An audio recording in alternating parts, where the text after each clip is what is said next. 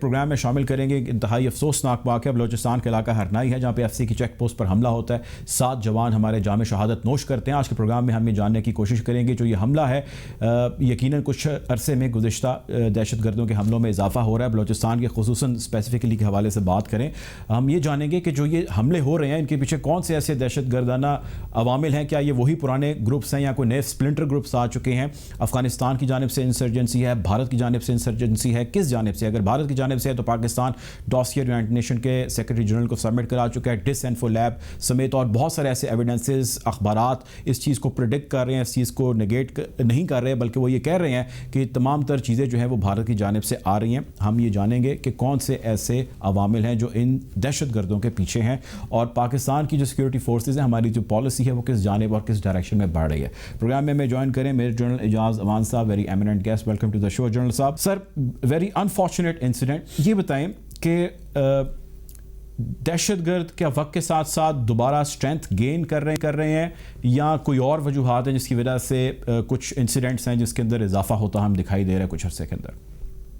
Thank you very much جی. دیکھیں بات یہ ہے کہ دہشت گردی میں تو ہم نہیں کہہ سکتے کہ اضافہ ہو رہا ہے ملک میں. الحمدللہ we have come a long way, اور 19 برس کی لمبی جنگ کے بعد ہم نے بہت سیکریفائسز بھی دی, پوری قوم نے دی, تمام لا انفورسمنٹ ایجنسیز نے. وی ماؤنٹڈ اے نیشنل ریسپانس, اور اس کا نتیجہ یہ ہوا کہ الحمدللہ آج ملک میں 98% وی کین سے کہ وی ہیو سکسیڈڈ ان ایلیمینیٹنگ. تو اس کو ہم نے روٹ آؤٹ تو کر دیا ہے, لیکن کچھ ریجنل ایشوز ایسے ہیں, کچھ اسٹریٹجک ایشوز ایسے ہیں جن کی وجہ سے اب دوبارہ سے ہمیں ایک پیٹرن نظر آ رہا ہے بلوچستان میں. اور اس میں اب وہ ایلیمنٹ جو افغانستان میں ہیں, بی ایل اے کے ہوں یا تحریک طالبان پاکستان کے ہوں یا وہ ڈسیڈنٹ ایلیمنٹ جو یہاں سے بھاگ کے گئے ہوئے ہیں, ان لوگوں کی وہاں پہ تربیت بھی ہو رہی ہے, ان کی فنڈنگ بھی ہو رہی ہے, اور ان کو اپنے مذموم عزائم کے لیے استعمال کیا جا رہا ہے. اب وہ لوگ ایسے ہیں جو یقیناً جرائم پیشہ بھی ہیں, انہوں نے ملک میں پہلے دہشت گردی بھی کی ہوئی ہے, اور خود انہوں نے بلوچستان کے اندر ایسے مظالم کیے ہوئے ہیں کہ ان کے لیے واپسی کا اب کوئی راستہ نہیں رہ گیا. تو اب وہ اسٹریٹجک انٹرسٹ کو ہرٹ کرنے کے لیے وہاں پہ وہ ہوسٹائل انٹیلیجنس ایجنسیز کا اعلیٰ کار بنے ہوئے ہیں, جس کی وجہ سے ہمیں بلوچستان میں ایک پیٹرن نظر آ رہا ہے. اور یہ میرے خیال میں 5ویں یا 6ٹھی سٹرائک ہے جو انہوں نے کی ہے, جو انتہائی افسوسناک ہے, اور جن ہمارے بچوں نے شہادت جن کی ہوئی ہے, میں ان کی فیملی سے بھی سمپتھائز کرتا ہوں, اور ہمارے لیے یقیناً ایک پینفل ایکسپیرینس ہے. اچھا سر, یہ بتائیں کہ ایٹ اے براڈر پکچر جو بلوچستان کے اندر یہ جتنا مسئلے مسائل ہیں, انسرجنسی ہو یا انفلٹریشن ہو, یہ ایک وائڈ اسپریڈ ساری ایک ڈبیٹ ہے. ابھی کون سے ایسے آپ کو گروپس لگتے ہیں, کون سے ایسے کوئی سپلنٹر گروپس لگتے ہیں, کون سے ایسے کوئی دھڑے لگتے ہیں جو ان کو بیک کر رہے ہیں ڈائریکٹلی یا انڈائریکٹلی؟ آئی مین کیا یہ انڈیا ڈیلیبریٹلی ہے جو کھل کے کر رہا ہے, یہ افغانستان میں بیٹھے طالبان ہیں؟ کیونکہ اگر یہ طالبان ہے تو اس کے لیے تو ہم ایک میڈیٹر کا رول پلے کر رہے ہیں, ہم ان کے لیے ڈائلاگ کر رہے ہیں وہاں پہ, اور بہت ایک پیرافینیلیا جو گزشتہ کچھ مہینوں سے جاری ہے. لیکن اگر یہ انڈیا ہے تو اس کی کہاں سے انفلٹریشن ہو رہی ہے؟ کچھ اس کو ذرا ڈسکس کیجیے گا. دیکھیں, بات یہ ہے کہ جس طرح ابھی فارن آفس نے اور D G I S P R نے ایک پروگرام کر کے ایک پریس کانفرنس کی, اور انہوں نے ایک ڈوسیئرز کے کچھ کانٹینٹ قوم کے ساتھ شیئر کیے. حقیقت یہ ہے کہ یہ وہ لوگ جن کا پہلے میں نے نام لیا ہے, یہ افغانستان کے اندر موجود ہیں, اور میں نہیں کہتا کہ افغان گورنمنٹ اس میں شریک ہے یا N D S as a state policy اس میں شریک ہے جو پاکستان کے اندر دہشت گردی کروانا چاہتے ہیں. لیکن یقیناً افغانستان کے اندر ان کی موجودگی ہے. انہوں نے اپنے نئے سرے سے دوبارہ انہوں نے سپلنٹر گروپس کے ساتھ حزب الاحرار اور تحریک احرار اور اس طرح کے جو آرگنائزیشنز ہیں, تحریک طالبان پاکستان ہے, بی ایل اے ہے, ان لوگوں نے نئے سرے سے ایک اتحاد کیا ہے. اور اس کی ایک رپورٹ بھی کچھ عرصہ پہلے خود امریکہ نے ریلیز کی تھی کہ تقریباً 6,500 کے قریب ایسے لوگ موجود ہیں جن کو پاکستان کے خلاف استعمال یا جو پاکستان کے اندر دہشت گردی کرنے میں ملوث ہیں. اب ان کی پشت بنائی جو ہمارے پاس اس وقت ریکارڈ ہے, جو ایویڈنس ہے, جو لوگ اپریہینڈ ہوئے ہیں, جن لوگوں کو کراچی میں یا بلوچستان میں گرفتار کیا گیا, انٹروگیشن سے یہ سب چیزیں ریویل ہوئی ہیں کہ ان کی دہشت گردی रॉ कर रही है, इनकी स्पॉन्सरशिप रॉ कर रही है, और उनका एक स्पेशल सेल बनाया गया है जिसको अजीत डोवाल डायरेक्टली देखते हैं, और इसकी रिपोर्ट उनके प्राइम मिनिस्टर नरेंद्र मोदी को की जाती है, जो पाकिस्तान के अंदर तखरीबकारी करा रहे हैं, दहशतगर्दी करवा रहे हैं। तो ये एक स्टेट स्पॉन्सर्ड टेररिज्म है जिसको हिंदुस्तान पाकिस्तान के अंदर करा रहा है। लेकिन सर, और उसकी वजूहात जो हैं वो काफ़ी सारी हैं। जी, मैं ये कहना चाह रहा हूँ, आपकी बात काट रहा हूँ कि रॉ करा रहा है, हमें इस नेटवर्क का पता है, हमने एक डॉसियर, आपने जिक्र किया, हमने एक डॉसियर सबमिट कराया, यूएन सेक्रेटरी जनरल को हमने ये दिया, और उसके बाद फिर डिसइंफो लैब है, उसकी भी डिटेल में हम जाते हैं। ये तमाम वो अवामिल हैं, ये तमाम वो फैक्टर्स हैं जिसका जिक्र पाकिस्तान बार बार करता आ रहा है, नेशनली, इंटरनेशनली, यूनाइटेड नेशन जैसे इदारे के सामने, उनके आगे। यूनाइटेड नेशन, आपको क्या लगता है इस हवाले से, उसने अभी तक जो स्टेप्स लिए हैं, क्या वो डेफिनेट हैं या इनडेफिनेट हैं, या उसको मजीद इससे बढ़ के कुछ और करना चाहिए, वो कर रहा है? तो अभी हुआ ये है कि उन्होंने जब यूएन रेजोल्यूशन को डिसरिगार्ड करके कश्मीर का स्टेटस तब्दील किया, यूनाइटेड नेशन खामोश रहा। उन्होंने अभी, हमने देखा है कि रिसेंटली उन्होंने यूनाइटेड नेशन मिलिट्री ऑब्जर्वर्स के ऊपर, और उस फायरिंग के बावजूद अभी तक हिंदुस्तान के ऊपर कोई काबिल जिक्र प्रेशर नहीं आया है। ये एक बड़ी अनफॉर्चुनेट बात है, क्योंकि उनके जो स्ट्रेटेजिक इंटरेस्ट हैं इस वक्त वो अमेरिका के साथ कोइंसाइड कर रहे हैं।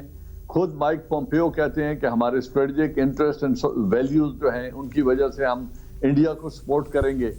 अब जब वो इस तरीके से हिंदुस्तान की मदद कर रहे हैं, तो यूनाइटेड नेशन एक टॉक शॉप है जो अमेरिकन स्टेट पॉलिसी के खिलाफ नहीं जा सकती, ये मेरी जाती राय है। और अगर वो नहीं जा सकते तो हिंदुस्तान पर कोई खातिर खा दबाव आया नहीं है जिसकी वजह से अपनी पॉलिसी को वो तब्दील करें। इसकी क्या सर आपको वजूहात लगती हैं, यूनाइटेड नेशन के कहने के बावजूद, डोसियर देने के बावजूद, अगर इस चीज़ का इम्पैक्ट नहीं हुआ? व्हाट आर द रीजंस, क्यों इम्पैक्ट नहीं हुआ? हमने तो विद प्रूफ, विद एविडेंसेस और with all the reasoning to the top person इस चीज़ को फॉरवर्ड किया, और फिर भी अगर ना हो तो व्हाट आर द रीजंस, क्यों नहीं हो रहा है? देखिए, रियल पॉलिटिक्स जो है वो बड़ी मुख्तलिफ है, उसमें मोरालिटी का कोई कंसिडरेशन नहीं होती, उसमें स्ट्रेटेजिक इंटरेस्ट देखे जाते हैं। जैसे अभी मैं कह रहा था कि अमेरिका का स्ट्रेटेजिक इंटरेस्ट क्या है, उनको काउंटरवेट के तौर पे हिंदुस्तान को इस्तेमाल करना है अगेंस्ट चाइना।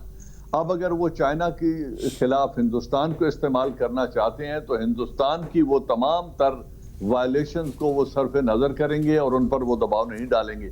वो सी पैक का जो एक बहुत बड़ा स्ट्रेटेजिक प्रोजेक्ट है पाकिस्तान और चाइना का, इसकी आगे जो रीच है, जो बढ़ता हुआ इकोनॉमिक इन्फ्लुएंस है चाइना का, इसको कंटेन करना चाहता है अमेरिका।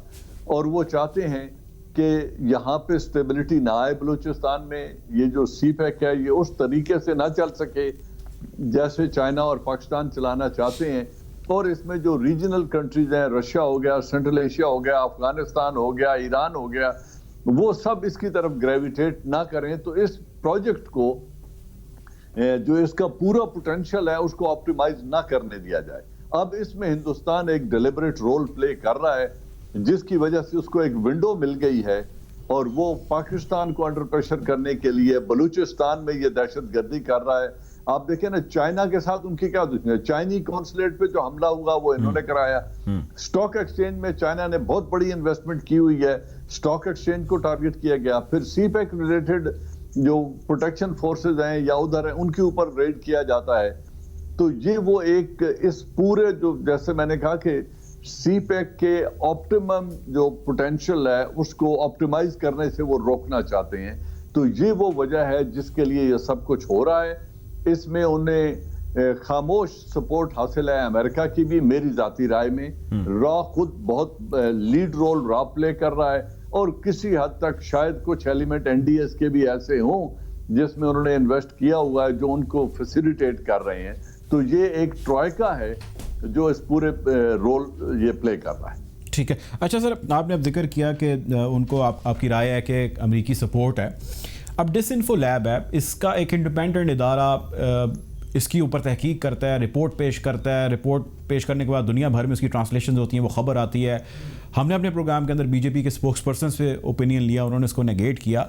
आई मीन इतना पैराफिनेलिया इंडिया को एक्सपोज करता है, اور اس کے باوجود جو ہماری اطلاعات ہے ڈس انفو لیب ابھی بھی ویسے ہی آپریٹ کر رہا ہے اور سارے نظام اور معاملات کو لے کر چل رہا ہے.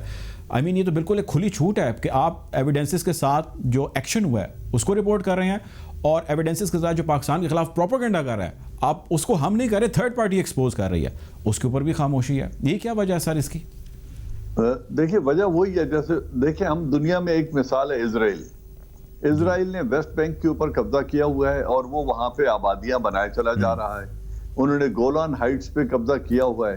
اب 2 نیشن کا جو ایک فارمولا ہے 2 ریاستوں کا, اس کے آ جانے کے باوجود اس پہ وہ عمل درآمد نہیں کر رہا ہے.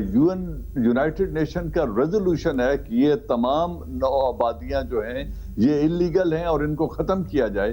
نیتن یاہو بلیٹنٹلی ان کو ریفیوز کرتا ہے اور کہتا ہے ہم ختم نہیں کریں گے, بل اب میرے خیال میں اب وہ 250 کے قریب مزید آبادیوں کا پلان لے کے آ گئے ہیں.